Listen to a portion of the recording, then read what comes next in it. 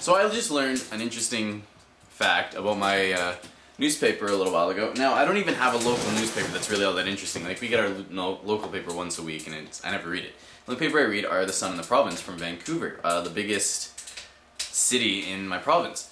So I read these, and it's interesting. They cover things on the presidential debates now and then, and they don't even mention Ron Paul.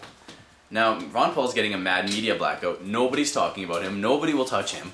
Because nobody wants to hear what he has to say, because they know for the most part that he's actually pretty much on track. He's got some good ideas, and he's the one president that could probably save the states from majorly fucking up, and that's exactly why he's being blacked out.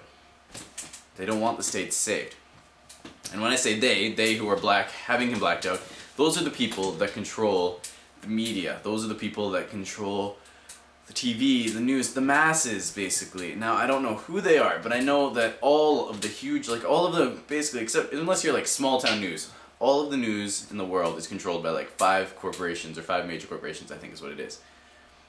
So, what you see here on the news is what those 5 corporations want you to know. Like the Young News said it one day, it's like telling you what we think you need to know, or what we want you to know, like one of those two. I'm like, damn, at least Youngkin's really honest about it. But Ron Paul's being blacked out because he's the one president that's not bought out. So in my own, Vancouver's paper, my own province's paper, they're blacking him right out. He's not even in there. They're talking about Mitt Romney, Michelle Bachmann, Herman Cain.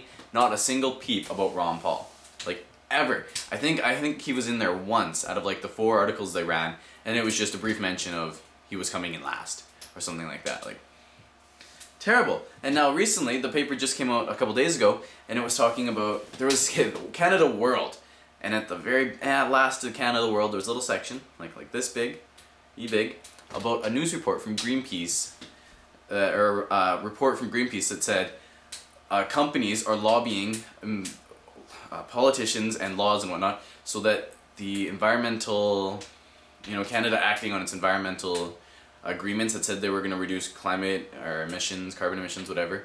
Their company is lobbying that, spending $3.5 billion to make sure that that doesn't go through. Canada stays on the track that it's currently on, not progressing anywhere environmentally, so that they can make more money. That's happening in Canada. That's exactly what the Occupy Wall Street is all about. These huge gas and oil companies are buying off politicians, spending $3.5 billion to keep us from improving our system so that we give off less emissions, so keep us from improving our cars, keep us from, switching over to greener energies and whatnot. They're keeping us from doing that. They're buying out the politicians and the laws, basically, to keep them rich, keep them richer, money flowing in. This is ridiculous, and it's in my paper. It's the very end of the paper. Just a tiny little report. That should almost be like front page, like, Greenpeace report. We need to look into this more. We actually need to find out if our government's being bought off by these oil companies. Oh, but wait, because if they looked into it, if they actually had a real report, or a better report, because Greenpeace is an activist group, yeah. So they, they could be like, oh, Greenpeace, they just said this because, they're all for the environment, whatnot. It's like, I bet you my bottom dollar that is exactly true. I wouldn't doubt it for a minute. But then they won't do a deeper report onto it with a bigger corporation or a company or anything looking into it because, the government can't look into it. Oh, because they're bought out. The media. Oh, the media's bought out, so they can't say anything about it. Snap. Hence, we have YouTube, so we can find out this shit about this, We're actually on top of this. We're aware. We use our minds to figure out the information that they're not telling us. Something doesn't make sense, you follow the paper trail. BC Hydro? Bullshit. BC Hydro is bullshit. They're going to raise our prices with these smart meters that are going to cost $1 billion. They can't raise our prices. They have to go through, like, a committee, a separate committee, whatever, to make sure it's okay to raise our prices. It's like, yeah, they do. Right, you're right, totally.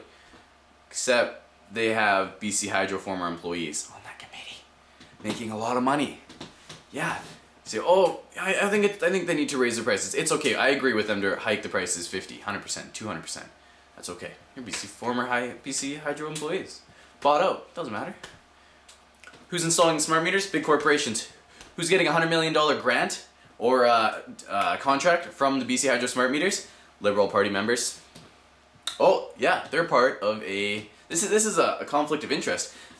All former Liberal Party members, and some just recently left, are now part of this corporation that's getting a $100 million contract to install these smart meters. Oh, that kind of makes sense. Kinda. Oh, yeah. The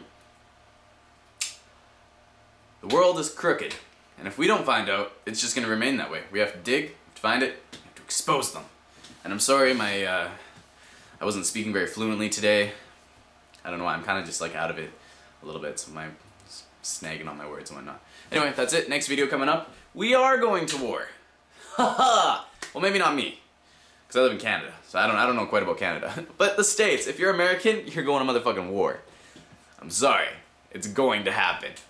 New video coming up soon. Peace.